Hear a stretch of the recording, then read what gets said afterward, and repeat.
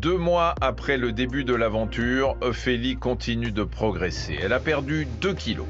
Mais côté activité physique, elle manque d'assiduité. Elle a tendance à bouder la salle de sport, ce qui n'a pas échappé à ses coachs.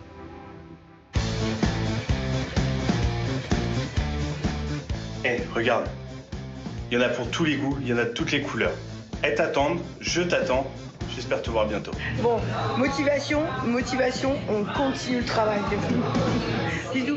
C'est sûr que trouver la motivation alors qu'on n'a aucun symptôme, aucune douleur, qu'il n'y a rien qui nous laisse penser qu'on est malade, c'est compliqué.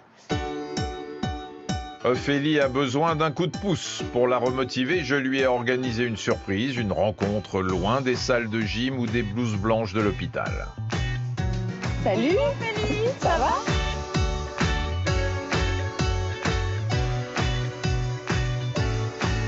Mathilde a 37 ans.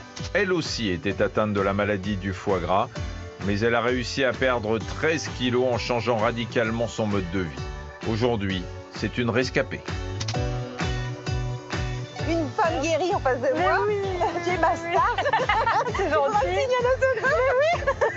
Si tu veux. Tu vois, si je suis là, c'est vraiment pour te montrer que c'est à la portée de tout le monde. Et c'est vraiment ce que je veux te dire aujourd'hui.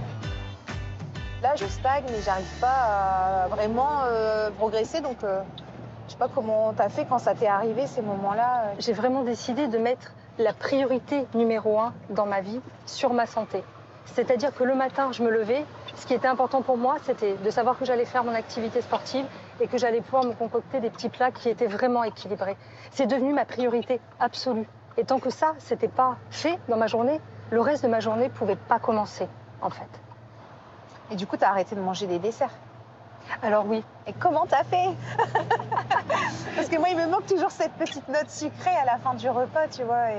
Mais c'est justement, moi je trouve que c'est justement cette petite note sucrée à la fin du repas qui va donner des envies de sucre pendant toute l'après-midi ou pendant toute la soirée. Oh, c'est trop mignon dans les petites rues. Allez, Jean-Pierre, raconte-nous des trucs. Dans le quartier des Abbesses, ici, où il y a le film d'Amélie Poulain. Ah, oh, génial! Regarde. La botte secrète de Mathilde, c'est surtout le sport. 4 séances de 18 minutes, 4 fois par semaine. À ses yeux, rien d'insurmontable. Mais Ophélie n'est pas de cet avis. Mais j'arrive pas, je sais pas comment faire pour réussir à caler cette séance de sport dans mon quotidien. En fait. C'est très difficile, je suis vraiment fatiguée. Et je pense que c'est un cercle vicieux aussi, parce que du coup, moins j'en fais et plus je suis fatiguée aussi. Si ça loge pas ton emploi du temps, peut-être qu'il va falloir que tu changes tes priorités pour justement réussir à te dégager un petit peu de temps. Honnêtement, je croyais pas dire ça un jour dans ma vie, mais j'en ai besoin maintenant, mes séances de sport. Vraiment. C'est bien. Un jour peut-être. Nous ferons du 8 ensemble. Aujourd'hui, c'est le premier jour de ma nouvelle vie.